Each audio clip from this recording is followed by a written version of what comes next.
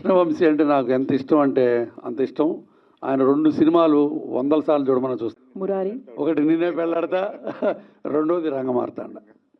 అసలు నిన్నే పెళ్ళాడతాలో ఇందాక మీరు చెప్పినట్టు ఒక ఫ్యామిలీలో ఎంత, అదే ఫ్యామిలీ కూడా ఆ చుట్టుపక్కల ఉన్న ఇన్స్పిరేషన్తో మా గుర్రం గంగరాజు, ఊర్మిళ వాళ్ళందరి ఇంట్లో ఎప్పుడు 20 మంది 30 మంది తిరుగుతుండేవాళ్ళు. ఆ ఇన్స్పిరేషన్ తీసాను చాలాసార్లు చెప్పాడు కృష్ణవంశీ.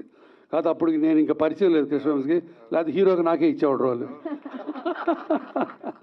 తర్వాత రంగమార్తాండలో అసలు ఆ హాస్పిటల్లో నేను ఇందాకే అంటున్నాను, మా రమ్యకృష్ణని తీసుకోవడం అంటే రమ్యకృష్ణ ఆయన తిట్టిందంట, అందరిని అడుగుతున్నాడంటే నన్ను ఎందుకు అడగలేదని, అది కానీ తీసుకున్నాడు.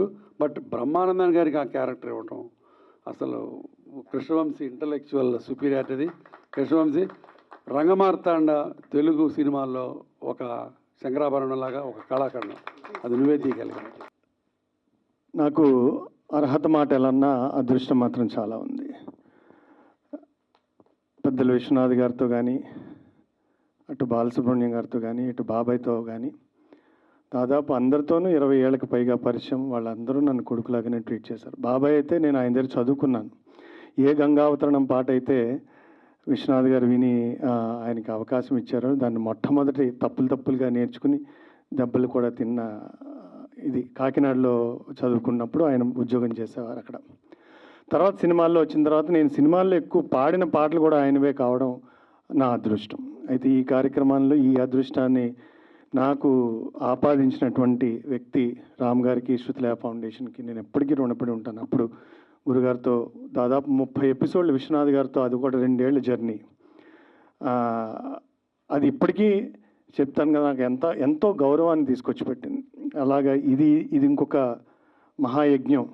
వాస్తవానికి బాబాయ్తో ఒక 2 రోజులు షూట్ చేశాక ఇప్పటికీ గూజ్ బంప్స్ వస్తాయి. ఆయనతో ఆయన నెక్స్ట్ స్కెడ్యూల్ ప్లాన్ చేశాక ఆయన వెళ్ళిపోవడం జరిగిన తర్వాత నేను రామ్ గారితో అన్నాను, ఇంక చేయలేమేమో సార్ అని. పట్టువదలను విక్రమార్కుల్లా లేదు, చేయాలనుకుని మొదలెట్టాను. 2 ఏళ్ళు అది అలా పట్టుకున్నారు, ఆయన పట్టుకున్నారు, నేను ఆయనతో పాటు పట్టుకుని నించున్నాను అనమాట.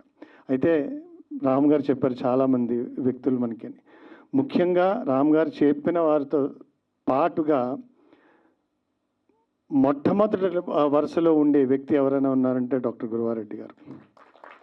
మాకు ఏ సహాయం కావాల్సి వచ్చినా ఫస్ట్ వారి ఆఫీస్కి వెళ్తాం. ఆయన ఆ డాక్టర్ డ్రెస్లోనే సర్జరీ చేస్తూ మాకు ఒక 5 నిమిషాలు టైం ఇస్తారు. పర్ద ఏంటి, అది డన్, ఇది డన్, ఇది ఓకే.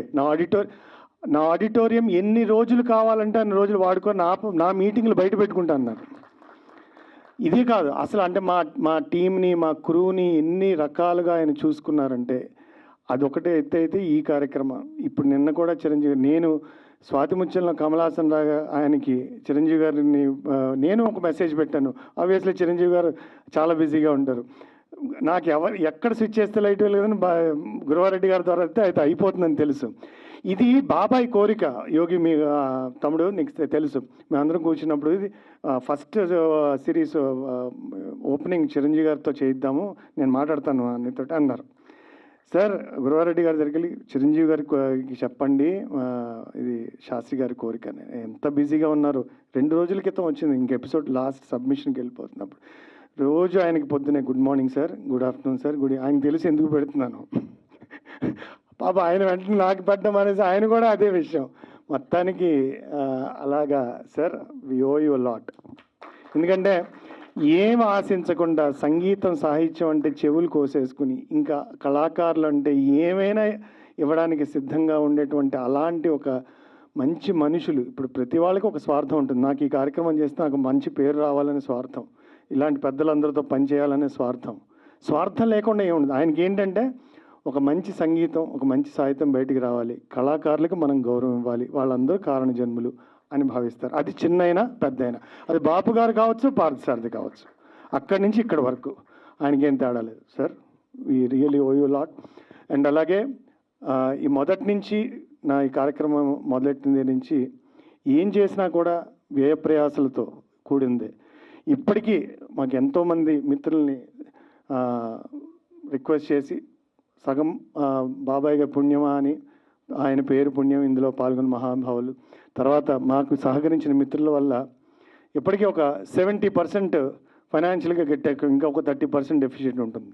బట్ అది పక్కన పెడదాం. కాకపోతే ముందు నుంచి ఈ కార్యక్రమం ఏం చేసినా నేను ఉన్నాను అంటూ మిత్రులు మూర్తి భోగరాజు గారు, శ్రీ డెవలపర్స్, ఇప్పుడు కాదు ఏడాదిన్నర నుంచి వంశీ గారు మేనేజింగ్ పార్ట్నర్స్, వీళ్ళిద్దరూ ఎందులో వస్తుందో తెలీదు, ఎవరు గెస్ట్లు వస్తారో తెలియదు సార్. ఇవాళ మేజర్గా కృష్ణవంశీ గారు వచ్చారు, రామ్ గోపాల్ వర్మ గారు వచ్చారు, ప్రభాస్ వచ్చారు అంటే రావచ్చు, అసలు ఎవరు వస్తారో తెలియదు. కానీ మీరు చేస్తున్నారు కదా, మంచి పాట మంచి కార్యక్రమాన్ని వాళ్ళు. Sir thank you so much మీ ఇద్దరికి. నేనేదో మోకాళ్ళు మార్చుకునే డాక్టర్ని ఇంతమంది కవుల మధ్య, ఇంతమంది బుర్రున్న డైరెక్టర్ల మధ్య ఉండటం కొంచెం ఇబ్బందిగానే ఉంది. ఎందుకంటే మా నాన్న చిన్నప్పుడు ఎప్పుడో దీవించాడు నన్ను, నీ బుర్ర మోకాల్లో ఉందిరాని. అక్కడే ఉండిపోయాను నేను. సో అందుకని కొంచెం కృష్ణవంశీ లాంటి వాళ్ళు వెనకాల పడి తిరుగుతుంటే కొంచెం ఆ ఇంటెలిజెన్స్ రబ్ చేస్తుందని చూస్తుంటాను. But it's a great privilege to be here. Sitarama Sastri గారితో నాకు చాలా సంవత్సరాల నుంచి అనుబంధం ఉంది. ఇంకా దగ్గర పెట్టుకోవాలా, మా తోడల్లుడు గున్నం గంగరాజు నా కూతురుతోటి లిటిల్ సోల్జర్స్ సినిమా తీసినప్పుడు ఆ సినిమా మొత్తానికి సింగిల్ కార్డు సీతారామ శాస్త్రి గారు రాశారు. అప్పటికే నాకు బాగా పరిచయం, అంటే పాటల ద్వారా పరిచయం, అది అయిన తర్వాత ఇంకా ఎక్కువ పరిచయం అయింది. దాంట్లో కూడా అద్భుతమైన సాహిత్యం. సరేలే ఊరుకో పరేషాన్ ఎందుకో అని, చలేసే ఊరిలో జనాలే ఉండరా, అసలు ఏమి ఎక్స్ప్రెషన్, అది అద్భుతమైన ఎక్స్ప్రెషన్. తర్వాత శాస్త్రి గారితో కూర్చొని ఇంట్లో రాత్రి 2 దాకా ఒకసారి కబుర్లు చెప్పుకున్నాం గంగరాజు మేము అందరం కలిసి. శాస్త్రి గారు నన్ను ఎప్పుడు గురవయ్య శాస్త్రి అనేవాడు, నేను ఆయన ముద్దుగా సీతారామరెడ్డి గారు అనేవాడిని. మేమిద్దరం మార్చుకున్నాం తోకలో. శాస్త్రి గారి నేను ఇప్పుడే వంశీతో అంటున్నాను, ఇప్పుడు వంశీ, గున్నం గంగరాజు, క్రిష్, రామ్ గోపాల్ వర్మ ఇలాంటి ఇంటలెక్చువల్ డైరెక్టర్స్ పాటలు పెట్టాలంటే శాస్త్రి గారు లేకపోతే వాళ్ళకి రాదు ఇన్స్పిరేషన్. వంశీ కూడా అదే అంటున్నాడు. ఆయన ఒక పెళ్లి గురించి ఒక పాట రాయమంటే శాస్త్రి గారు రాస్తే ఆ పాట ఎలివేట్ అయిపోద్ది. జగమంత కుటుంబం నాది, గులాబీలో ఈ వేళలో ఏం చేస్తుంటాం ఏమన్నాడు, అది పాట, అదే మామూలుగా లవర్స్ ఇద్దరు మాట్లాడుకునే మాట. దాన్ని ఆయన ఒక పాటగా రాయటం, ఈయన దాన్ని ఇంకెక్కడికో తీసుకెళ్ళటం, అద్భుతమైన ఆ ఇంటలెక్చువల్ ఆ సంగమం, అది చాలా చాలా రేరు. అది మన అదృష్టం. ఇందాక మా తోడలుడు గుణం గంగరాజు చెప్పినట్టు నేను కూడా సీతారామ శాస్త్రి గారు బతికిన రోజు బతికాను, ఆయన పీల్చుకున్న గాలి నేను పీల్చుకున్నాను చెప్పడం మా అదృష్టం. కాకపోతే నా దురదృష్టం ఏంటంటే కోవిడ్ పుణ్యమని కొన్ని లక్షల మంది చనిపోయారు. బట్ నాకు చాలా ఆత్మీయులు సీతారామ శాస్త్రి గారు. అంటే ఆయన కోవిడ్తో చనిపోయినా ఆయన బాలు గారు, తర్వాత విశ్వనాథ్ గారు, గొప్ప గొప్ప వ్యక్తులు ముగ్గురు. చాలా బాధాకరమైన విషయం ఇది. బట్ ఇందాక పార్దు అన్నట్టు ఆయన మన దగ్గర లేకపోయినా ఆయన చెప్పిన పాటలు, ఉన్న పాటలు అసలు ఈ ప్రోగ్రామ్కి నా సన్షైన్ హాస్పిటల్లో ఆడిటోరియం సెట్గా ఇచ్చినందుకు నేను అదృష్టవంతుని. కొన్ని నెలల పాటు ఆ సెట్ని అట్లా ఉంచితే మేము మధ్యలో ఆ ప్రోగ్రాం లేనప్పుడు కూడా వెళ్ళి చూసుకొని వస్తున్నామండి. ఆ సెట్ అది చాలా గొప్ప మా అదృష్టం, మా హాస్పిటల్కి మాకు కలిగిన అదృష్టం. తర్వాత పార్దు రామ్ చెరువు, ఇంటి పేరు చెరువు కాదు సముద్రం అని పెడితే బాగుండేది, అంత పెద్ద హృదయం అయింది. సో వీళ్ళందరూ ఆ పని పాటలు వదిలేసుకొని, ఉద్యోగాలు వదిలేసుకొని, పెళ్ళాం పిల్లలను వదిలేసుకొని అహర్నిశలు ఫలితం లేకుండా, ఫలితం ఆశించకుండా అది చేయడం అనేది చాలా గొప్ప విషయం. అది సీతారామ శాస్త్రి గారి పవర్, సీతారామ శాస్త్రి గారిలో ఉన్న వాల్యూ పవర్. ఇప్పుడు కొంతమంది ఐఎమ్ షూర్ కృష్ణవంశీ ఒప్పుకుంటాడు, కొంతమంది కళాకారులు దూరం నుంచి చూస్తేనే బాగుంటారు, దగ్గరికి వెళ్తే కంపు కొడతారు. అది వ్యక్తి. అట్లాంటిది చాలా తక్కువ మంది వ్యక్తిత్వంలోనూ సృజనాత్మకతలోనూ అంత ఉన్నతంగా ఉండే వ్యక్తులు నాకు తెలిసి, నేను మొహమాట లేకుండా ముగ్గురిని చెప్పగలను. బాలు గారు, బాపు గారు, శాస్త్రి గారు. వీళ్ళ ముగ్గురు వ్యక్తిత్వంలో కూడా ఒక నెక్స్ట్ మెట్టు. వాళ్ళలో ఆ సృజనాత్మకత ఎంత ఉందో, ఆ భావుకత ఎంత ఉందో, వ్యక్తిత్వం కూడా అంత ఉన్నతంగా ఉంటుంది. చాలా తక్కువ మందిని చూస్తాం అలాంటి వాళ్ళని. తర్వాత ఇప్పుడు యోగిని చూస్తుంటే నాకు ఇంకో కోరిక వస్తుంది, సీతారామ శాస్త్రి గారి బయోపిక్ తీయాలి, ఈయన పెట్టాలి హీరో. అసలు ఆయన చూస్తే శాస్త్రి గారు లాగా నవ్వు కానీ, ఆయన నవ్వులో ఇందాక మన ఎవరు చెప్పారు, ఇందాక నాగార్జున చెప్తున్నట్టు ఆ పసితనం, ఈయన చూస్తే యోగిని అట్లానే ఉంది నాకు ఆ నవ్వులో. యోగి నిన్ను పెట్టి బయోపిక్ తీద్దాం. కొంచెం సన్నబడాలని. కానీ మనందరి అదృష్టం శాస్త్రి గారు ఉన్నప్పుడు, ఇందాక రాజమౌళి అన్నట్టు తెలుగు మొదటి నుంచి మళ్ళీ తెలుగు చివరి దాకా శాస్త్రి గారు ఇచ్చిన ఒక కంట్రిబ్యూషను అజరామరం, ఇంకెవరు ఇవ్వలేరు. వేటూరు సుందరమూర్తి గారు ఒక కావ్య కన్య లెవెల్కి తీసుకెళ్తే శాస్త్రి గారు దాన్ని వాల్యూస్ జోడించి, ఆ మంచితనం మనిషితనం అని ఇందాక వాడేవను అవి జోడించి ఎక్కడ కాంప్రమైజ్ అవ్వకుండా సో అద్భుతంగా రాశాడు. ఆయన ఒక చనిపోవడానికి ఒక నెల రోజుల ముందు 6 వారాల ముందు, నాకు సరిగ్గా గుర్తులేదు, ఒకరోజు నేను ఇంట్లో ఉంటే ఒక డ్రైవరు ఎవరో పేరు కూడా తెలియదు నాకు, డ్రైవర్ కూడా కాదు, ఎవరితోనో ఆయన పాటల జీరాక్స్ ఒక 5 వాల్యూమ్స్ పంపించాను నాకు. పంపించి మీకు ఇచ్చిరమ్మన్నారు సార్ అని. తర్వాత ఫోన్ వచ్చింది, గురవయ్య శాస్త్రి ఏంటి సార్ అంటే, వీటిలోంచి ఒక 50 పాటలు నువ్వు సెలెక్ట్ చేయి, మన ఇద్దరు కలిసి ఒక ప్రోగ్రామ్ చేద్దాం అన్నాడు. సరే చేద్దాం సార్ అన్నాను. బట్ ఆయన ముందు మాట చివరి మాట అన్నీ చెప్పేసి వెళ్ళిపోయారు. బట్ నేను నా లైఫ్లో నేను సంపాదించిన ఆస్తులు కాదు, నేను కొన్న కార్లు కాదు, నా ఏ అదృష్టం నా భాగ్యం ఏంటంటే ఇలాంటి వ్యక్తుల మధ్య జీవించినందుకు, వాళ్ళతో ఈ మాత్రం పరిచయం ఉన్నందుకు. కాకపోతే ఆయన అదృష్టం నా దురదృష్టం, శాస్త్రి గారి మోకాళ్ళు నా చేతిలో పడలేదు.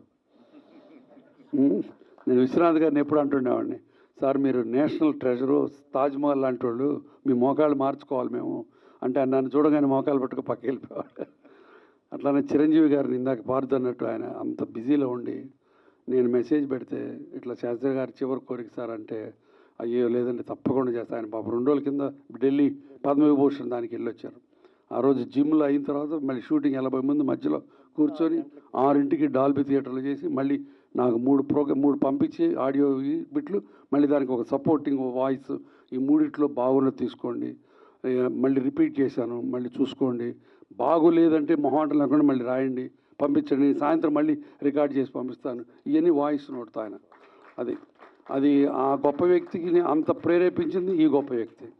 So that's what it is. దీంట్లో ఉడతా భక్తిగా నేను చేసింది ఏం లేదు పార్దు. సో చాలా థ్యాంక్స్ ఇంత ఇచ్చినది అందరూ అంతే. తర్వాత పార్థుతోటి శ్రీరామ్ తోటి చెప్పే పని లేదు. బాలుకి గురుడు పార్థుడని మేము ఒక ఆల్మోస్ట్ 7-8 ఎపిసోడ్లు చేసాం బాలు గారి పాటల గురించి. సో చాలా అద్భుతమైన ప్రయాణం ఇది. వెనక్కి తీసి చూసుకుంటే ఆ శాస్త్రి గారు ఇంకా ఎన్ని రోజులు ఉంటే బాగుండేది, ఎన్నో మంచి పాటలు రాసి ఉండేవాళ్ళు. ఒక్కొక్క పాట అసలు ఇందాక ఆ వీడియో చూస్తుంటే గూస్ బంప్స్ వస్తున్నాయి ఒక్కొక్క పాట వింటుంటే. సో ఆయన మనందరి హృదయాలు ఇలానే ఉంటాడు. ఇంతమంది పాత్రికేయ మిత్రులు వచ్చారు, మీరందరూ ఈ ప్రోగ్రాం ఇంకా ఇంకా బాగా ఇచ్చేసి, ఎంతోమంది మా కోసం కాదు వాళ్ళ కోసం కావాలి ఈ ప్రోగ్రాం చూడాలి. ఎందుకంటే శాస్త్రి గారు ఆవిష్కరించినది వేరే వాళ్ళ దాంట్లో, ఇప్పుడు ఒక కృష్ణవంశీ శాస్త్రి గారిని ఎట్లా తీసుకున్నాడనేది ఆ పర్స్పెక్టివ్. రామ్ గోపాల్ వర్మ చెప్పాడు చూసారా, నేను వెనక్కి చూస్తే ఒక గ్యాప్ ఉంటే ఆ గ్యాప్లో ఈ వ్యక్తి ఉంటాడు, ఆయన లేకపోతే గ్యాప్ ఉంటుంది. అలాంటి ఎక్స్ప్రెషన్స్, అద్భుతమైన ఎక్స్ప్రెషన్స్, ఆ ఇంటలెక్చువల్ ఎక్స్ప్రెషన్స్, నిజంగా శాస్త్రి గారు ఇంతమంది వ్యక్తుల నుంచి అంత ఆయన ఇచ్చాడు, వీళ్ళ దగ్గర నుంచి తీసుకున్నాడు, ఎంతో గొప్పది. So once again thanks Partha and Ram, మీరు నాకు ఈ ఉడతా నాకు దీంట్లో ఇచ్చినందుకు. ఏదో రాముడు ఉడతని ఇలా అంటే 3 గీతలు పట్టాయంట, నువ్వు కూడా ఒక గీతలంటే. Thank you so much.